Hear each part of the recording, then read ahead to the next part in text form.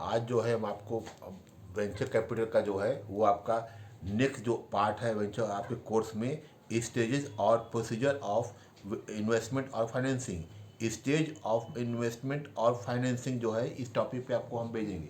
लेकिन ध्यान रखिएगा ये जनरली बात करते हैं कि कोई भी बिजनेसमैन होता है, कोई भी बिजनेस करता है, मान लीजिए कोई ज़रूरी नहीं कर पिए, तो वो अपनी जो जितनी उसके पास कैपिटल है वो पूरी की पूरी जो कैपिटल है वो एक साथ इन्वेस्टमेंट नहीं करता, उसको बाय पार्ट में इन्वेस्ट करता है कि अभी जो स्टार्टिंग में इतना, बाद में इतना, बाद में इतना। क्लियर हो रहा है? तो यही यही चीज़ अप्लाई होती है वेंचर कैपिटलिस्ट के सामने, या कोई जो फर्म है या कोई जो ऑर्गेनाइज है वो रिस्की बिजनेस में इन्वॉल्व है। तो मान लीजिए आप जानती हैं ह्यूज फंड चाहिए इस टाइप के बिजनेस के लिए, 20,000 करोड़ के उसके पास है, तो अपने वो 20,000 करोड़ को बाय पार्ट वो अपने बिजनेस में वो डिस्ट्रीब्यूट करेगा। कैसे डिस्ट्रीब्यूट करेगा, कितने स्टेज होते हैं, हम आज आपको इस लेक्चर में बताने जा रहे हैं। ठीक है, तो टॉपिक हमारा वेंचर कैपिटल का है स्टेजेस ऑफ इन्वेस्टमेंट फाइनेंसिंग। तो हाँ, तो आप समझिए इसको। Venture capital firm usually recognise the following two stages when the investment could be made in venture, namely. दो स्टेज है, कोई भी वेंचर कैपिटलिस्ट है या कोई फर्म या कोई भी ऑर्गेनाइज है, दो स्टेज में जो है अपने फंड को वो डिस्ट्रीब्यूट करते हैं। ठीक है, और कौन कौन से स्टेज हैं उसके, तो उसको हम वन बाय वन जो है अभी आपको क्लियर कर रहे हैं। तो पहला जो आपका स्टेज है वो है अर्ली स्टेज फाइनेंसिंग।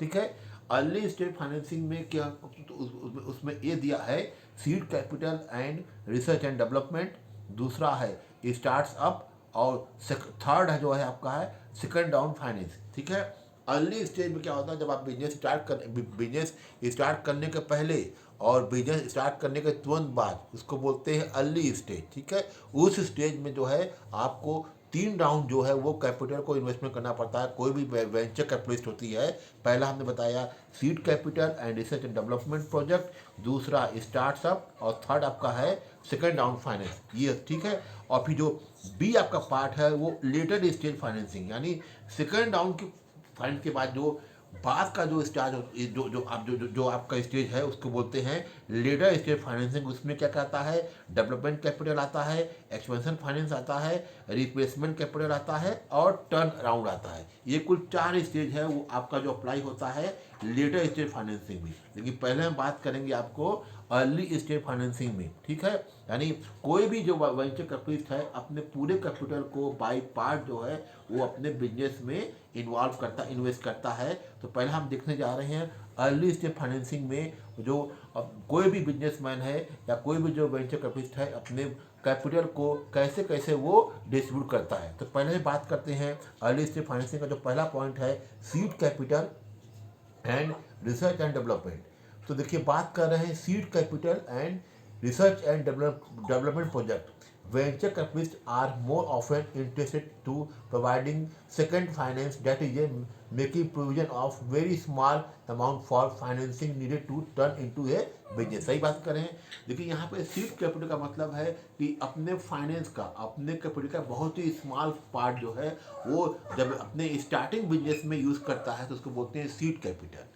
यानी अभी वो बिजनेस शुरू नहीं किया है, बिजनेस शुरू करने पहले जो भी अमाउंट, जो भी कैपिटल, जो फंड इन्वेस्ट हो रहा है उसको कहा जाता है सीड कैपिटल। यानी अर्ली स्टेज फाइनेंसिंग का जो पहला स्टेप क्या होता है वेंचर कैपिटल, वो सीड कैपिटल के रूप में अपने थोड़ी सी जो कैपिटल है वो अपने बिजनेस में इन्वेस्ट करता है। लेकिन ध्यान रखिएगा यहाँ पर अभी बिजनेस स्टार्ट नहीं हुआ है। ठीक है, अब आता है इसी का जो एंड रिसर्च एंड डेवलपमेंट। इसमें क्या समझिए, research and development activities are required to be undertaken before a product to be launched।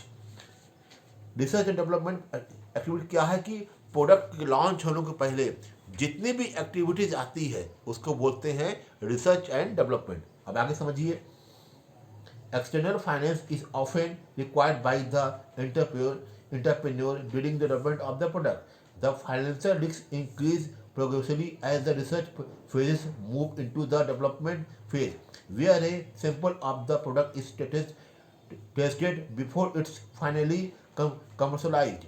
Venture capitalists or funds are always ready to undertake risks and make investment in such R&D project promising higher return in the fund. देखिए यहाँ पे R&D का मतलब होता है research and development. सही बात है, कोई भी प्रोडक्ट को लॉन्च करने के पहले जो बड़ी बड़ी कंपनियां होती हैं या जो वेंचर कैपिटलिस्ट होते हैं वो अपने प्रोडक्ट की टेस्टिंग करते हैं, रिसर्च करते हैं। वो चाहते हैं कि और कंपनी से बढ़िया जो है हमारा प्रोडक्ट जो है मार्केट पे लॉन्च हो, उसकी क्वालिटी सबसे अच्छी हो, प्राइस भी कम हो। तो पूरा पूरा क्या करते हैं, एक रिसर्च करते हैं।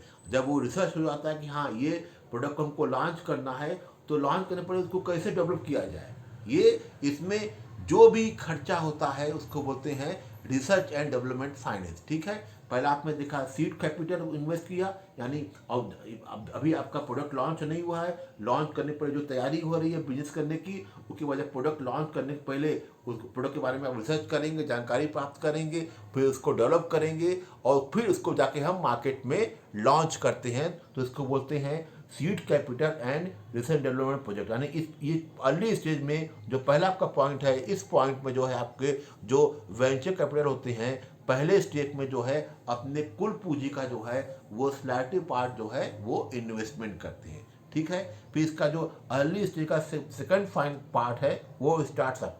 ये स्टार्टअप क्या होता है इसको समझिए। The most risky aspect of venture capital is the launch of a new business after the research and development activities are over. ठीक है, ये देखिए ये स्टार्टअप जो है ये बहुत ही रिस्की एस्पेक्ट होता है एक वेंचर कैपिटल के सामने। जब वो अपना प्रोडक्ट को डेवलप करिए, अब उसको मार्केट में उतार दिया है, ठीक है, ये बहुत ही रिस्की एस्पेक्ट है। हमने ठीक है सारी टेस्टिंग कर लिया, सारा रिसर्च कर लिया, प्रोडक्ट की क्वालिटी को देख लिया, अब इसको हम कस्टमर के लिए मार्केट में हम भेज दिए। अब आगे समझिए, eight this stage the entrepreneur and his product और services are as yet untried. The finance required usually falls short of its own resources. Startups may include new industry business set up by the experienced person in the area in which they are knowledge. Other may result from his research body or large corporation where a venture capitalist joined with an industrially experienced or corporate partner. Still, other startups occur when a new company with inadequate financial resources to be commercialized new technology is promoted by an existing company। तो सही कहा कि जब आप देखिए कोई भी existing company है या कोई भी जो न्यू इंटरप्रेन्योर है वो जब मार्केट में आ रहा है तो उसके सामने बहुत सारी दिक्कतें आती हैं। हमने प्रोडक्ट तो मार्केट में लॉन्च कर दिया, ठीक है, लेकिन उसके सामने ढेरों कंपनी सामने होते हैं, एक से बड़ी बड़ी कंपनियां उस इंटरप्रेन्योर के सामने होते हैं। ठीक है, नया अनुभव होता है, नई टेक्नोलॉजी होती है, डर भी होता है कि कैसा ना हो कि मार्केट में कहीं फेल न कर जाए।